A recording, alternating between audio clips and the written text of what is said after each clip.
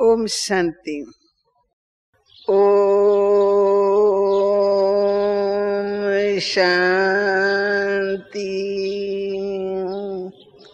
ओम शांति। ओम शांति।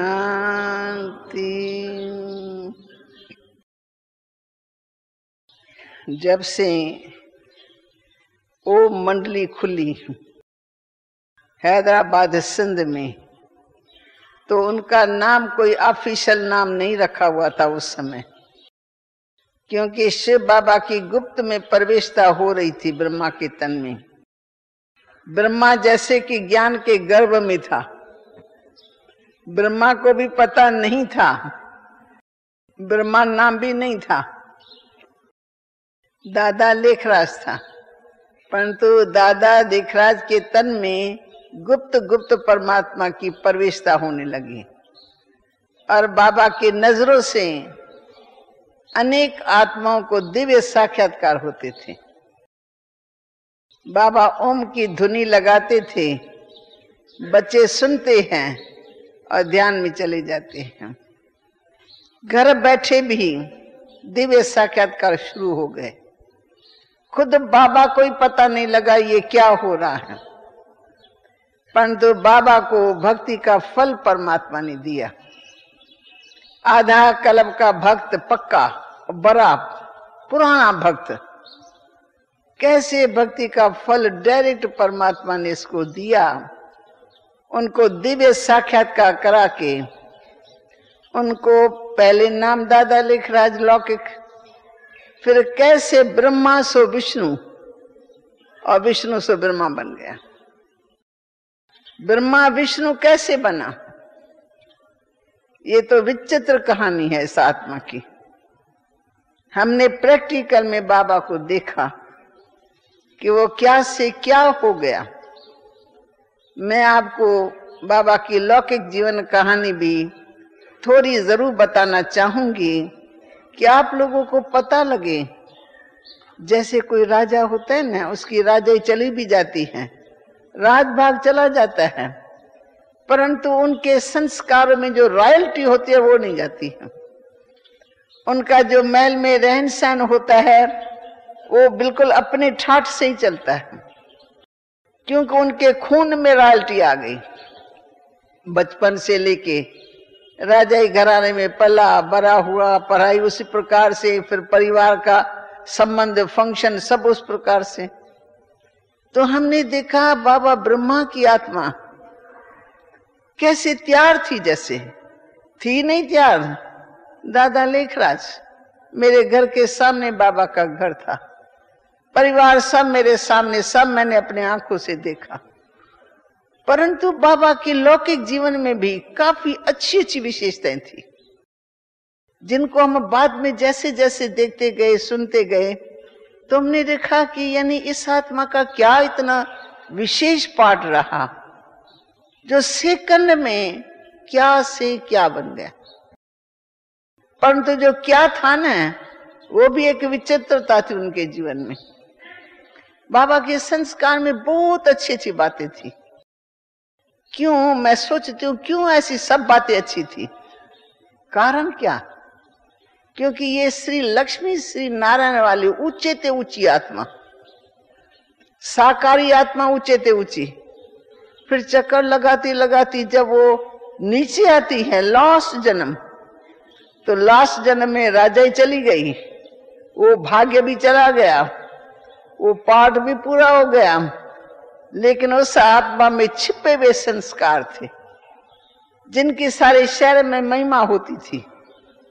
खुद उसको भी पता नहीं है क्यों ऐसा है, और हम देखने वालों को भी ऐसे आकर्षण होती थी बाबा के संस्कारों की, चेहरे से, रॉयल्टी से। कुछ कुछ लोगों के मुख से अच्छे अच्छे वचन निकलते थे, परंतु ये मालूम नहीं था कि ये वो ही आत्मा है। ब्रह्मा सो विष्णु, विष्णु सो ब्रह्मा। फिर दूसरी बात, शिव बाबा और ब्रह्मा बाबा का इतना गहरा कनेक्शन, वो निराकार सर्वशक्तिमान बाप, सभी गुणों का सागर, दाता, सारे विश्व का परिवर्तक, उसने कैसे इसको अपना बना। साकार कोई ब्रह्मा था तो रही। दादा लेखराज हैदराबाद सिंध में, कलकत्ते में ज्वेलर था और परिवार में अपने 5 बच्चों का बाप था। घर गृहस्थ में बहुत रमा हुआ था। परिवार में मोह भी पूरा था, परिवार से प्यार भी पूरा था, पर संस्कार इतने अच्छे थे जो बाबा ने अपने जीवन काल में कभी भी क्रोध नहीं किया। किसी ने देखा ही नहीं क्रोध क्या होता है। घर वालों से हम पूछते हैं, बाबा ने कभी गुस्से में आके आपको कुछ कहा? बच्चों से पूछते हैं, बाबा ने कभी ऐसा किया? कोई भी नहीं कहता है कि बाबा ने कभी ऐसा किया। बाबा ने कभी गुस्सा किया? कभी नहीं कोई बोलता। खुद बाबा की धर्म पत्नी जो साथ में रहती, वो भी कहती है बाबा ने गुस्सा कभी नहीं किया, क्योंकि लक्ष्मी नारायण वाले ऊंचे से ऊंचे निर्मल आत्मा, शीतल सतो प्रधान, वो लास्ट जन्म में आती है तो संस्कारों की छाप लगी हुई है, तो गुस्सा नहीं करना। दूसरी बाबा के अंदर में एक विशेषता घर वाले बताते थे कि कभी हंसी खुशी में कोई शब्द ऐसा कह दिया किसी रिश्तेदार को, और उस समय वो थोड़ा सा फंक हुआ, थोड़ा चेहरे पर आ गया, तो बाबा फौरन अपने आप को पश्चाताप करने के लिए व्रत रख लेता था कि आज मैं ये भोजन नहीं पान करूंगा। फिर घर वाले बहुत प्यार से मनाते थे कि बाबा हमको ऐसा फील नहीं हुआ, बाबा आप भोजन पान करो। बाबा हमको नहीं ऐसा फील हुआ। बाबा कहते नहीं बच्चे, मैंने फील किया कि मुझे ऐसा नहीं कहना चाहिए था, ऐसा भी शब्द मैंने क्यों बोला। और इतना महीन पुरुषार्थ एक मनुष्य होकर के उस समय में करे, ये भी एक बाबा की महानता थी। फिर बाबा का कन्याओं माताओं के लिए बहुत प्यार था। हमारे सिंध में जिस सेठ के घर में 3 कुमारियां हैं और चौथी आ गई, बस मुसीबत आ गई, तो वो तो उल्टा मंजा डाल के सो जाएगा कि अब ये पीड़ा कहां से टलेंगी, कैसे मरे तो मेरी जान छूटे, मैं कहां तक की शादियों में इतना खर्चा करता रहूंगा। पहले ही चिंता, अभी बेचारी जन्म लिया है तो जन्मते ही उसको मारने का संकल्प आएगा, इससे तो मर जाए तो अच्छा है। परंतु बाबा की जीवन की ये विशेषता, जितनी कन्या बाबा के घर में आए, बाबा दिल से उनका सत्कार करते थे कि नहीं, ये शक्ति अपना भाग्य अपने साथ में लेके आई है। मैं कौन हूं खिलाने वाला, मैं कौन हूं खिलाने वाला, एकदम से। तो बाबा को ये रहता था कि कन्या का भाग्य कन्या के साथ है। माता पिता अब मान रखते हैं कि मैं खिलाने वाला हूं। अरे इसके भाग्य तो तेरे पास आया है धन, तुम क्यों समझते हो तेरे भाग्य से आया है? तेरे घर में कन्या आई है, उनके भाग्य से तेरे पास आया है, ये उनका अधिकार है। तो इसमें भी मैंने देखा कन्याओं के लिए बाबा के दिन में सत्कार, और नारी के लिए कभी बाबा ने नारी के मन को दुखाया नहीं होगा, तिरस्कार नहीं किया होगा। कोई बात बाबा जसोदा की टाल देवे, जसोदा बाबा की धर्म पत्नी, उनकी बात को बाबा ऐसे कर दे, ठोकर मार दे, या उसका कभी अकुल निकाले, क्या तुम्हारा अकुल है, क्या तुम कहती हो, या बाबा कहे नहीं नहीं ये बात तुम्हारी मुझे पसंद नहीं है। कभी भी बाबा ने ऐसे नहीं किया। बाबा सदा उनकी बात सुनते थे और रखते थे, और चाहते थे कि जो बात ये कहे वो ही होनी चाहिए, क्योंकि नारी के दिल को दुखाना माना घर को नरक बनाना।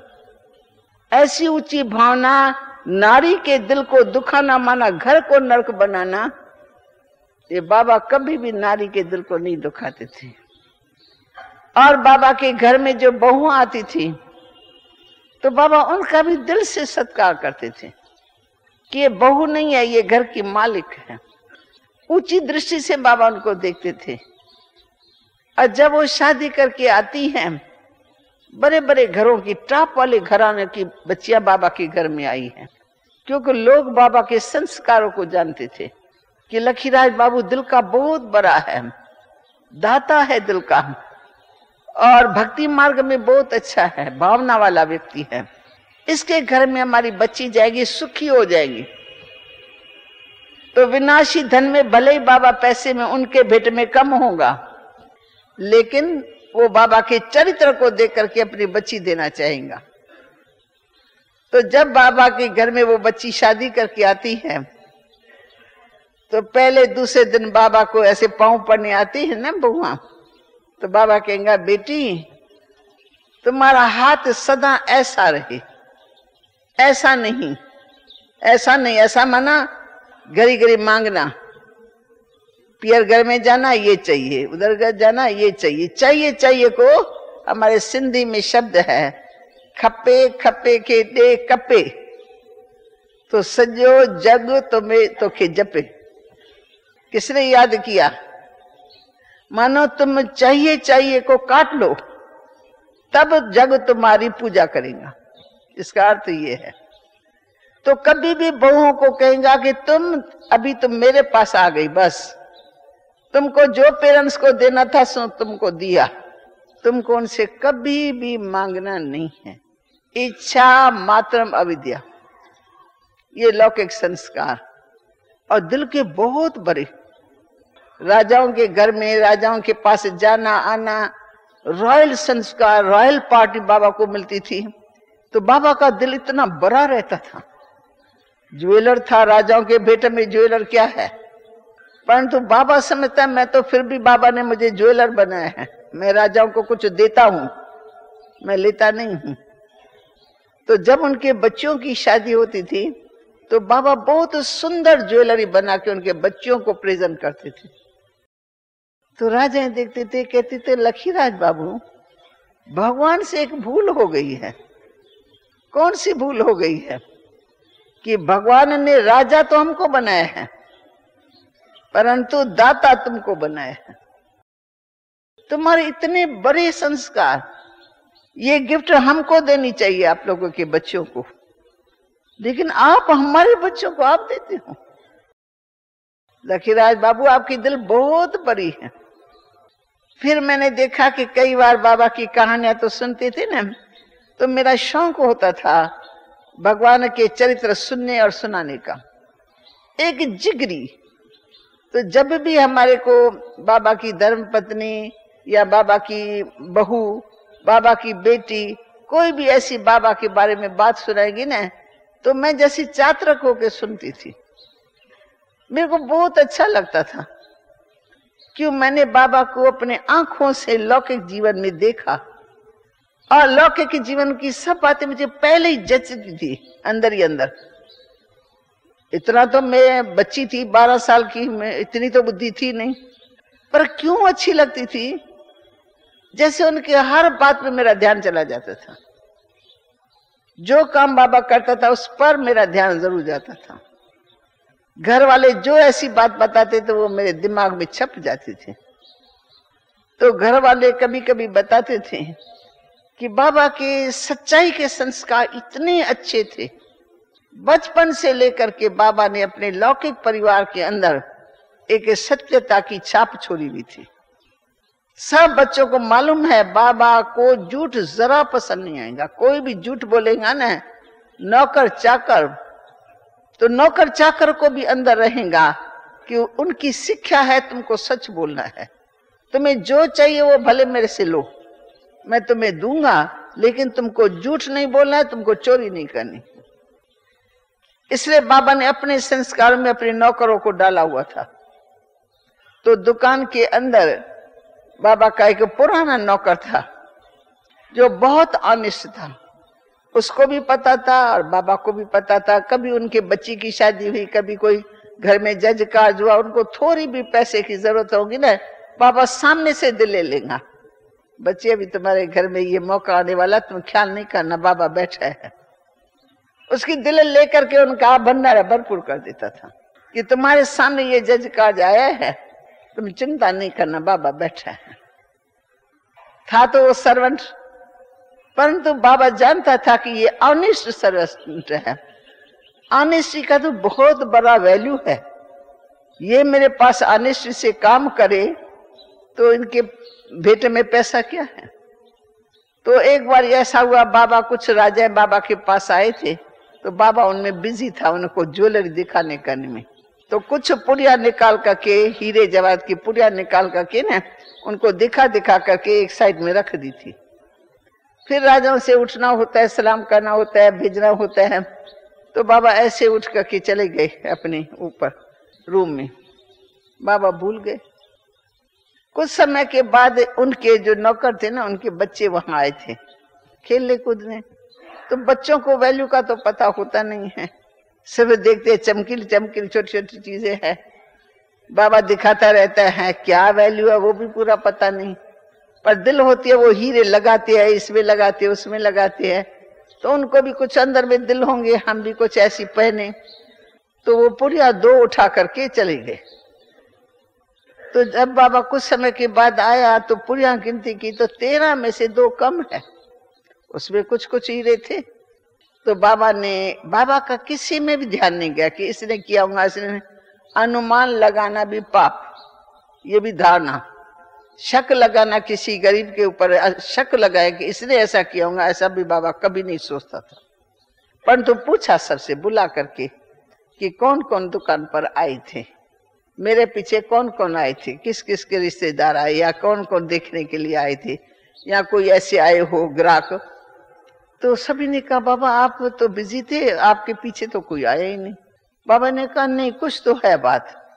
ये 13 पुड़िया थी, इसमें से 2 कम है, तो वो कहाँ चली गई। तो नौकर से पूछा, तो नौकर ने कहा बाबा मुझे मालूम नहीं, मैंने देखी भी नहीं है पर मालूम भी नहीं है। तो बाबा ने पूछा कोई बीच में आए थे यहाँ? कहा नहीं बाबा, और तो कोई नहीं, पर मेरे बच्चे 2 आए थे। तो बाबा झट समझ गया। कहा फिर हो सकता है बच्चे है ना, बच्चों को क्या पता, बच्चों ने एक छोटी छोटी चीज समझ के लिए देख करके उठा लिया होगा, ये हो सकता है। तो नौकर ने कहा ऐसे बाबा ये तो बहुत बड़ी बात हो जाएगी अगर मेरे बच्चों ने उठाया होगा। उसको लगा ये तो सारा दोष मेरे ऊपर आ जाएगा, वो तो घबरा गया। बाबा ने कहा तुमको घबराने की कोई बात नहीं, क्योंकि मैं तुमको जानता हूं, तुम इतने साल मेरे पास रहे हो, मैं तुमको अच्छी तरह से जानता हूं। ये तेरा काम नहीं, ये बच्चे है, बचपन का काम है बस। बाबा ने क्या क्या उसी समय कार उठाई और बच्चों के लिए खिलौने के बॉक्स ले लिए 2 अच्छे, लेकर के उनके घर में चले गए। ये यही नौकर यहीं बैठा है, बाबा खुद ही चले गए और जाके उनको बुलाया, बच्चों आओ इधर। प्यार दिया उनको, प्यार दे करके उनको मिठाई का बॉक्स दे दिया, उसको भी दिया उसको भी दिया। ऐसे बुला करके छोटे से पूछा बच्चे तुम आए थे ना दुकान पर? तो उन्होंने कहा हाँ, ऐसे भोलापन तो होता ही है। तो तुमने जो पुड़िया है उसमें से कितनी पुड़िया उठाई? तो उसने कहा मैंने नहीं उठाई, मैंने नहीं उठाई। तो किसने उठाई? मेरे बड़े भाई ने उठाई। कितनी उठाई? कहा 2 थी उसके हाथ में। अच्छा फिर उसने कहाँ रखी?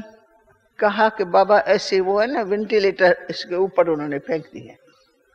वैल्यू का तो उनको पता नहीं था क्या चीज है। तो बाबा ने कहा अच्छा फिर तुम्हारा भाई कहाँ है? फिर उसको बुलाया, फिर उनको भी टोली का बॉक्स देके पहले तो टोली खिला के मुख मीठा कर दिया। अब जब मुख में मिठाई आ गई, प्यार मिला, तो दिल सच्ची हो गई। तो उसने भी कहा हाँ बाबा मैंने ऐसा फेंक दिया। बाबा ने कहा तुम उतार सकते हो? कहता हाँ टेबल बड़ा चाहिए तो फिर मैं उतार सकता हूँ। फिर 1-2 के ऊपर चढ़ करके मतलब उतार करके दे दिया बाबा को, जैसे कि तैसी। तो बाबा ने पूछा तुमको कुछ चाहिए, कोई अंदर में आशा है? तो कहा हाँ हमको मुंदरी चाहिए। अच्छा अच्छा बाबा है ना, बाबा तुमको दे देंगे, बना करके दे देंगे। फिर बाबा ने सचमुच उनकी आश पूरी कर दी और प्यार दिया, मिठाई दी, और उसने बाबा के सामने बिल्कुल सच बोला। नौकर तो समझ नहीं सके कि बाबा में ये क्या करामत है, कैसे बाबा ने उनसे सच बुलवा दिया। और मैं अगर पूछता तो डर के मारे मेरे को गुस्सा भी आता, तो मैं 2-4 थप्पड़ भी लगा लेता, फिर पूछ भी लेता कि बताओ क्या है। थप्पड़ भी मारता जाता, सच भी बुलवाता रहता, इसलिए मेरा सच कभी सिद्ध ही नहीं होता था। मारे से तो बाकी भी डरेंगे बच्चे। पर बाबा ने उनसे सच बुला दिया। तो सच्चाई का संस्कार था। सत्य नारायण, हम कहते हैं कैसे नर से सत्य नारायण बनता है, तो सत्यता के संस्कार भरे हुए कुटे कुटे। बच्चों को भी कहेंगे, झूठ कोई भी बोलेगा तो बाबा को झूठ बोलने वाला बच्चा और रोने वाला बच्चा बिल्कुल लौकिक में भी पसंद नहीं आता था। तो बाबा ने एक बार, छोटी बच्ची थी बाबा की, निर्मल शांता, वो अपनी कहानी सुनाती है। जो बाबा की बच्ची आई हुई है और परसों तो यहाँ बैठी थी, यहाँ सभा में फिर कभी देखेंगे, सम्मान समारोह होगा उसमें आप देखेंगे। अभी तो ओल्ड एज में है, थोड़ा बोलने में होता है उसको अभी, तो सभा में नहीं इतना बिठाते हैं, परंतु दर्शन तो आप सबको होगा। तो उसने बताया कि जब हम 7-8 साल के बच्चे थे, या 6 साल के बच्चे होंगे, तो हमारे घर में ब्राह्मण आता था। तो ब्राह्मण को हमारे मम्मी डैडी खिला करके सोना भी दे देते थे, खाना भी खिला देते थे, थोड़ा सोना थोड़ा चांदी दे देते थे। तो हमने देखा कि मम्मी डैडी सोना भी देते हैं, चांदी भी देते हैं, खाना भी खिलाते हैं, कपड़ा भी देते हैं, सब देते हैं।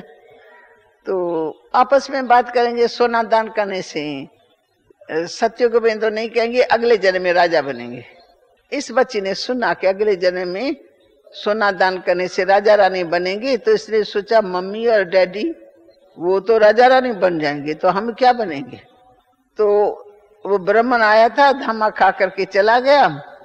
तो जब धामा खा करके चला गया तो उसने क्या देखा कि ब्राह्मण जा रहा है, तो पीछे पीछे गई।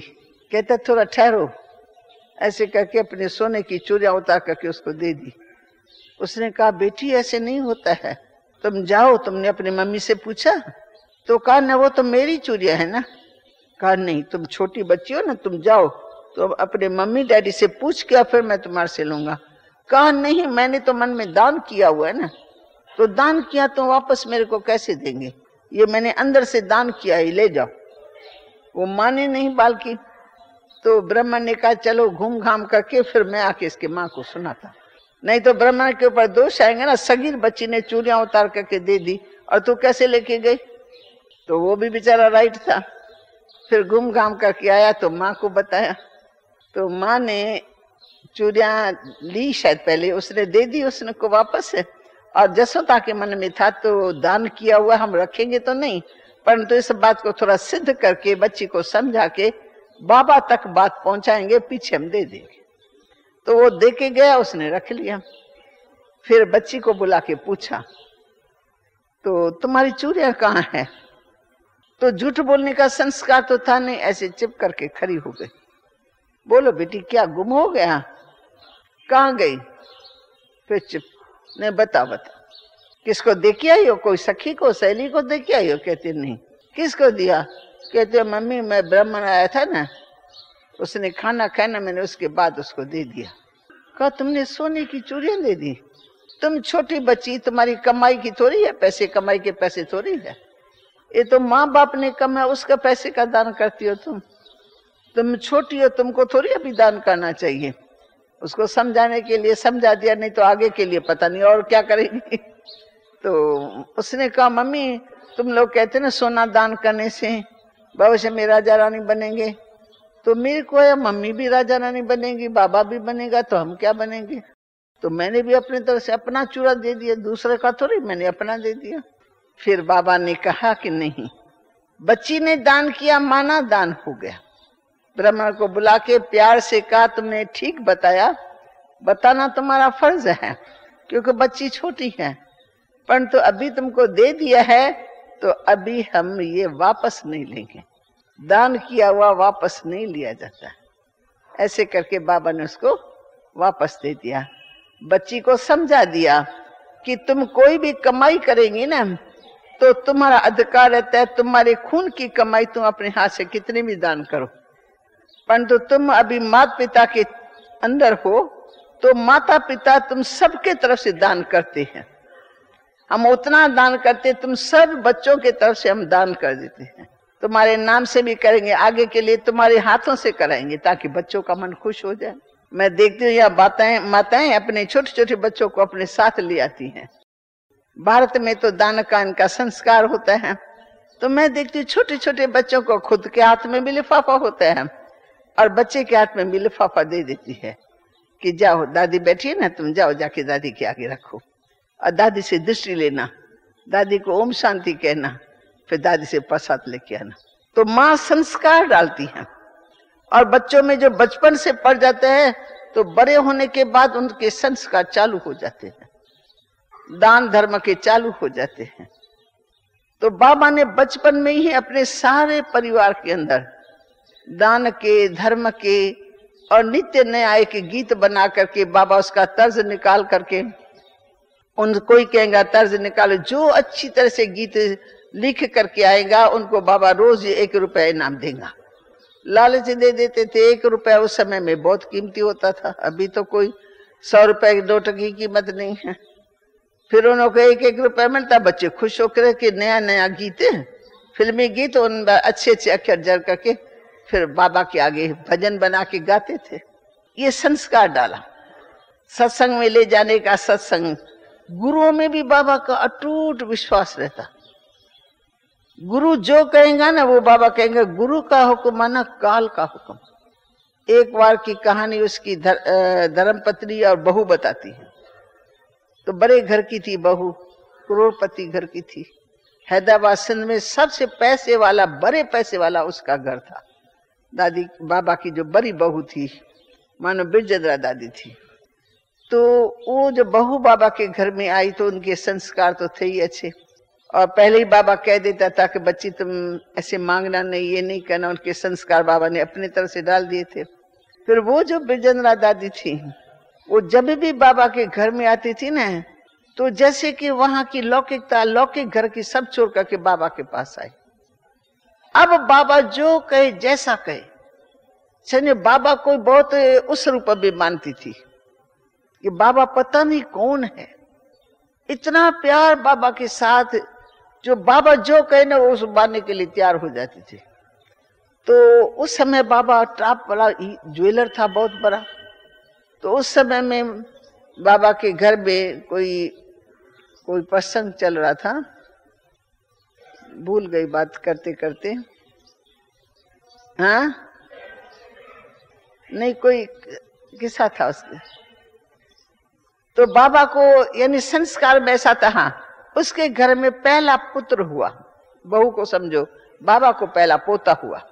तो जब पहला पोता हुआ तो उसके घर में तो बहुत बड़ा शादबाना हुआ पड़ा था। बाबा के घर में खूब तैयारियां हुई पड़ी है, समझो अगले दिन होने वाला है या परसों दिन है। तो उनकी सारी तैयारियां, पहले मिठाइयां बनाना, ये करना, ऑर्डर देना, बड़े धूमधाम से मनाना था। तो इतने में बाबा को अपने गुरु से मुंबई से टेलीग्राम आ गए। तो मुंबई से टेलीग्राम आई तो आप जल्दी पहुंच जाओ। तो बाबा ने फटाफट अटैची ली, टाइम पूछा, टाइम क्या है, तो बस बाकी 1-2 घंटा है स्टेशन तक पहुंचने में, फिर ट्रेन चली जाएगी।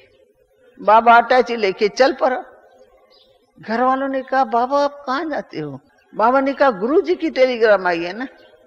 उन्होंने जसोदा ने कहा बाबा गुरुजी की टेलीग्राम आई है, पर यहाँ तो घर में इतना बड़ा जज कार्ड होने वाला है, सब रिश्तेदार आएंगे, पार्टी बहुत उन्हों को फीकी लगेंगी, सबका उलहना सुनना पड़ेगा। तो बाबा आप मेहरबानी करके आज का दिन छोड़ दो। बाबा ने कहा जसोदा तुम क्या बोलती हो? गुरु का हुक्म माना काल का हुक्म। क्या मैं काल को कह सकता हूँ थोड़ा ठहरो, आज मेरे पोतरे का दिन है या फलाना है? जब मैं काल को नहीं कह सकता हूँ तो मैं कैसे उनको कह सकता हूँ? तो नहीं, मुझे जाने दो, मैं गुरु के पास पहुंचूंगा, काम होते ही मैं फौरन आ जाऊंगा। अब गुरु के पास कुछ और तो काम था नहीं बाबा में, पर बाबा गुरु का अन्य चेला था। तो गुरु को कोई मंदिर बनाना था, मंदिर के लिए पैसा बहुत चाहिए था। तो पहला ग्राहक बाबा ही नजर में आया उसको, इसलिए पहले उसने बाबा को बुलाया और बाबा ने वहां गया, उनको पैसा दिया और फटाफट बाबा आ गए। फिर लौकिक रिश्तेदारों ने बहुत बाबा को मीठा मीठा ओलेना दिया। लखीराज बाबू पार्टी फीकी फीकी, आपने हमको निमंत्रण दिया और आप चले गए, पहला पोता। लखीराज बाबू आपने ये क्या किया? बाबा ने कहा देखो मेरी ये भावना है कि मेरे गुरु ने बुलाया, माना काल का बुला हुआ, मैं कैसे जवाब दे सकता हूं। भरी हुई थी भावना, कभी कोई गुरु की बात को टाला नहीं। आज बाबा हम लोगों को कहते श्रीमत पर चलो, श्रीमत पर चलो, कोई भी ऐसा काम नहीं करो, क्योंकि बाबा को पता है श्रीमत पर चलने वाले को क्या मिलता है, और जो श्रीमत में मन मत को मिक्स करते उसकी क्या हालत होती है। जो नहीं जानती है, जो निश्चय नहीं करते, वो तो भूलें करते ही रहेंगे, पर उसकी गति क्या होंगी वो बाबा बताता है। छोड़ता फिर भी नहीं है बच्चों को, कि बच्चों से कोई ऐसी भूल ना हो जाए। भगवान के बच्चे बनकर के फिर कोई ऐसी भूल करे। आज का न तो कई बच्चे ऐसे छिप छिप करके यहाँ भी बैठे हुए होंगे, या ऐसे आके बैठते हैं, तो क्या है, अगर समझो विकारों में गिरते भी रहते हैं और ज्ञान में भी चलते रहते हैं, तो मानो भगवान को ठगते हैं। अब भगवान को तो कोई ठग नहीं सकता है ना, तो वो खुद को ठगते, तकदीर को लकीर लगा लेते हैं, और उसकी क्या हालत होती है वो आप जानते हो, हम भी सब जानते हैं। परंतु जब ज्ञान का नेत्र खुल जाता है ना, मैंने तो बाबा को देखा, एक सेकंड में बाबा बदल ही गया। ये तो लौकिक में संस्कार अच्छे थे, फिर अलौकिक में हुआ तो हमको लखीराज बाबू नजर ही नहीं आता था। उनकी कोई चाल ढाल, कोई एक्टिविटी ऐसी नजर नहीं आती थी। हम जितनी भी पुरानी बहनें हैं, जिनको आज दादियां कहा जाता है, इन सभी दादियों का ये अनुभव है कि उसने कभी भी दादा को दादा लेखराज के रूप से नहीं देखा। मेरा तो घर सामने था, इसलिए मैंने थोड़ा छोटी आयु में देख लिया, परंतु उन्होंने बाबा को बाबा के पास आते ही भगवान का अनुभव किया। ज्ञान का नेत्र खुल गया, दिव्य साक्षात्कार हुआ, और बस वो बाबा ब्रह्मा को एकदम से उस रूप में देखते थे। या मेरे सामने कृष्ण खड़ा है या फरिश्ता खड़ा है, या तो देखेंगे बाबा ब्रह्मा बिल्कुल फरिश्ते के रूप में खड़ा है, या तो देखेंगे कृष्ण के रूप में खड़ा है। घर में जाएंगी तो बिल्कुल नींद नहीं आएंगी, सारा टाइम बाबा की सूरत मूरत घूमती रहेंगी। बाबा का हर बोल असर करता था। बाबा से वे कहेंगे आओ मीठी बच्ची, बस मीठी बच्ची कही तो दादी ने कहा ना, बाबा ने मुझ में क्या देखा जो मुझे चुन लिया। गीत है ना एक, मुझ में ना जाने क्या उसने देखा, और हम भी अपने से पूछते हमने न जाने क्या उसमें देखा। दादा लेखराज तो वही था, सिंध में पहले भी था, कोई नई बात तो नहीं थी ना। शादियां कराई, सत्संग होता, उनके पास उच्च कोटि के महात्मा लोग आते थे, तब भी हम बाबा के पास जाते थे बचपन में ही। परंतु जो चेंज देखी वो तो वंडरफुल चेंज देखी। मनुष्य बाबा दिखाई नहीं पड़ता था, दिव्यता की मूर्त, चलना फिरना जैसे कोई फरिश्ता जा रहा है। दृष्टि में रूहानियत, सदा रूहानियत, क्योंकि गुप्त प्रवेशता है। तो ऐसी रूहानियत है जिनको देखें तो वंडर खाए ये क्या से क्या हो गया। तो बाबा ने जैसे ही शिव बाबा ने उसको जगाया, तो शिव बाबा करण करावनहार, वंडरफुल बात, वो निराकार और वो साकार, पर निराकार ने साकार में प्रवेश करके साकार को अपना बना लिया, बस वो उसका हो गया। फिर बच्चों के बीच में रहते, स्त्री के बीच में रहते, स्त्री को भान नहीं आता था ये मेरा पति है।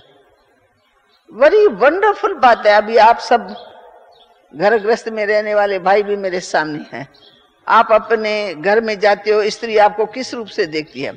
भले दैवी रूप से देखती है, लेकिन फिर भी भान तो थोड़ा रहता ही है ना। लेकिन बाबा की धर्म पत्नी को बाबा का भान ही नहीं रहता था। वो ऐसी समझती है कि बस बाबा तो मेरे सामने भगवान खड़ा है, बाबा भगवान हो गया, बाबा भगवान हो गया है। ये मालूम नहीं पड़ता था कि शिव बाबा प्रवेश हुआ है। इसके कारण हमको ऐसा लगता है ये ज्ञान बाद में खुला है, पहले परिवर्तन देख रहे हैं। चमत्कार चमत्कार। जसोदा बाबा के घर में खाना लेके जाती है बाबा के लिए, विधि पूर्वक चांदी के बर्तन में ठीक ढंग से विधि पूर्वक भोजन ले जाती है खिलाने के लिए। पर जब जाती है तो बाबा है ही नहीं और कृष्ण छोटा सा है, वो खेल रहा है। ऐसे ऐसे करके देखती है क्या हो रहा है मेरे को। फिर 2 मिनट के बाद देखती है तो बाबा एक फरिश्ते के रूप में खड़ा है। फिर ऐसे करके देखती है, फिर ऐसे देखती है, मूझ जाती है। जाके अपने बहू को बोलती है कि मैं नहीं, बाबा को खिला सकती हूँ। पता नहीं क्या हो गया, बाबा बदल जाता है, कभी कृष्ण आ जाता है, कभी फरिश्ता आ जाता है, मैं तो देखती नहीं, मैं किसको भोजन खिलाऊं। तो बहू भी बाबा को, जसोदा को कहती है, मम्मी तुम तो अपनी बात कहती हो पर मैं अपनी बात सुनाती हूँ, मम्मी मेरे को भी ऐसे दिव्य साक्षात्कार होता है। ये कोई विशेष भगवान का जादू है जो बाबा हमको उस रूप में दिखाई नहीं पड़ता है। तो बाबा के घर में ये लीला चालू हो गई दिव्य दृष्टि की। घर वालों के जीवन में तभी परिवर्तन आया, नहीं तो घर वाले जल्दी थोड़ी मानते हैं। आप चलते हो तो आपकी पत्नी आपको मानती है क्योंकि आप चल रहे हो, तो दोनों ही ठीक है। अगर पति न चले, पत्नी चले तो भी मुश्किल, और पत्नी चले पति न चले तो भी मुश्किल। लेकिन यहाँ देखो दोनों ही एक तो को देखते देखते देखते वो भी बदल रही है, वो भी बदल रहा, वो भी बदल रहा, वो भी बदल रहा। घर का सारा नक्शा ही चेंज हो गया। हमारे होते होते बाबा सरेंडर हुए, अपना तन मन धन सब लिस्ट बनाई, 8-10 नाम, उनके नाम पर सारी मिल्कियत को विल कर दिया। तो बाबा का घर सारा बदल गया। बाबा ने दे दिया। जिस दिन विल हो गया उसी दिन जसोदा मैया अपने घर में ऐसे बैठी है जैसे मेहमान। बहू भी समझते मैं मेहमान हूं, ये हमारा इसमें कुछ भी नहीं है, दस्तखत कर दिया, इसमें हमारा पाई का भी अधिकार नहीं, हमने सब भगवान को दे दिया। बस तब से लेके सबकी बुद्धि फ्री हो गई।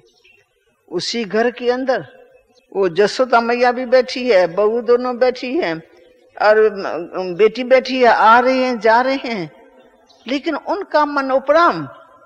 और हम जो छोटी छोटी कन्याएं बाबा की नई नई बनी, हम समझे ये घर हमारा है, बाबा हमारा, घर हमारा, हम और ही उसमें आ गए।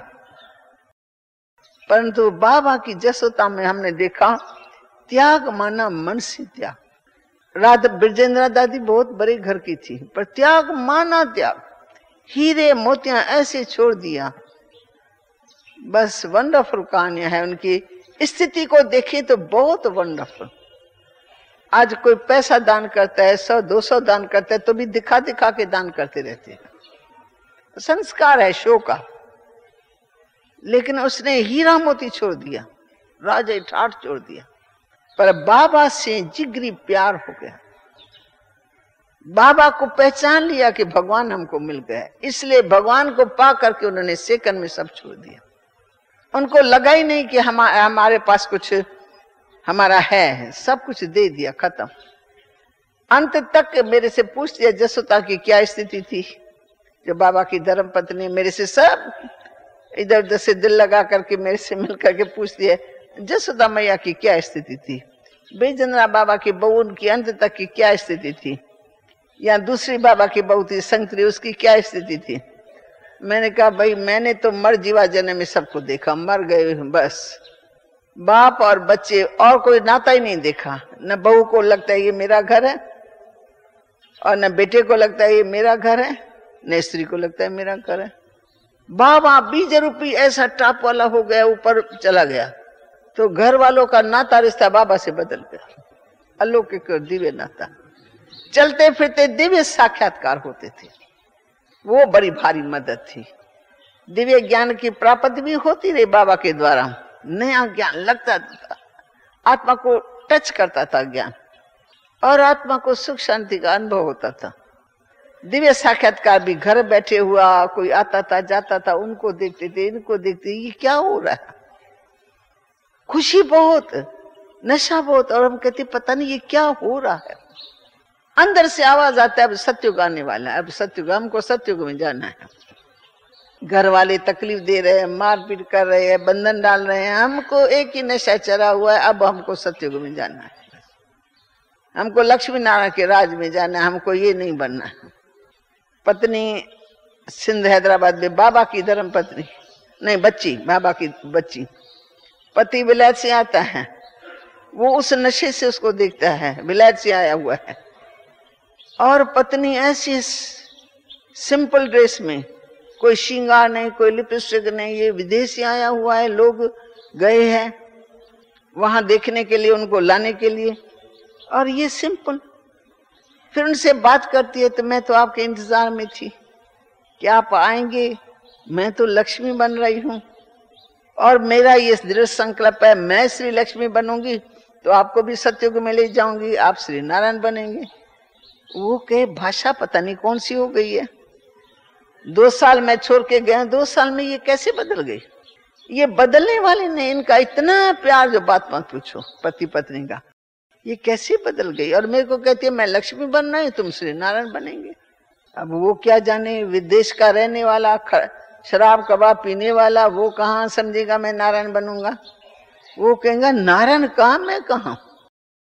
पर सच्चाई की मस्ती जो चली हुई थी ना, उसमें उनको एक पता लग गया कि इनों की जीवन में काफी चेंज आ गई है, ये फिर बदलने वाले नहीं है।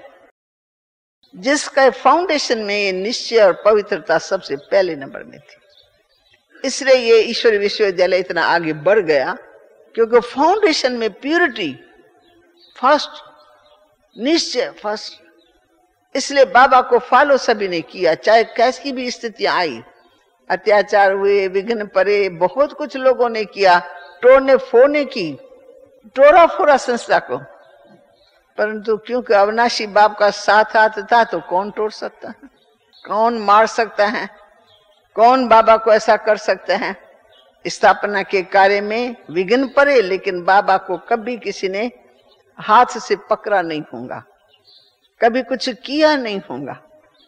ऐसा चमत्कार लोगों को दिखाई पड़ता था, आया हुआ विघ्न टल जाता था। तो ये ईश्वरी चमत्कार ही था, जिसको देख करके हम आपको बताएं। आज समय को देख करके मैंने 60 में जो जरूरी बात थी कि बाबा कैसे क्या बन गया। भले लौकिक में कितना भी बाबा अच्छा था, हम अपने भेंट में कहेंगे, और इंसानों के भेंट में, परंतु मनुष्य से देवता बनने में बाबा को 1 सेकंड लगा। कल वो मनुष्य है, परिवार में मोह है, प्यार है, मुंबई से आता है, पुत्रों के लिए बड़े बड़े बॉक्स लेके आता है, मिठाइयों के, खिलौने के। और अब बाबा ऐसे आता है जैसे कि इस दुनिया में होते हुए नहीं है, न्यारा है बिल्कुल। ये बड़ा भारी परिवर्तन आया। तो हम बच्चे भी 1-2 को देखते रहते हैं कि जब ये बाबा का बना, इससे पहले कैसा था, अब ये कैसा बन गया है। तो हम भेंट करते हैं, ये पक्का बाबा का सच्चा बच्चा है, कल वो क्या था और आज ये कैसे क्या बन गया। तो मैं आशा करती हूँ और भी आगे चल करके आप ऐसी बातें सुनेंगे, देखेंगे।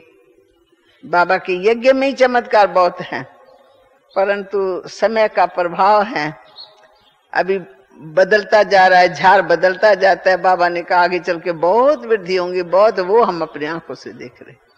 अभी ये हाल यहाँ भरा हुआ, वहां जाके देखो फुल हाल भरा हुआ है। अभी तो लोग आ रहे हैं, 3000 के लगभग और आने वाले हैं। फिर कहाँ बैठेंगे, फिर जरूर हम अपने भाई बहनों को अपने दिल में जगह देंगे। सोने के लिए अभी हमको खटिया मिली हुई है, बहुत लोग आएंगे तो खटियों को छोड़ करके हम धरती पर सोएंगे। जैसा समय आएगा वैसा सलाम तो करना पड़ेगा।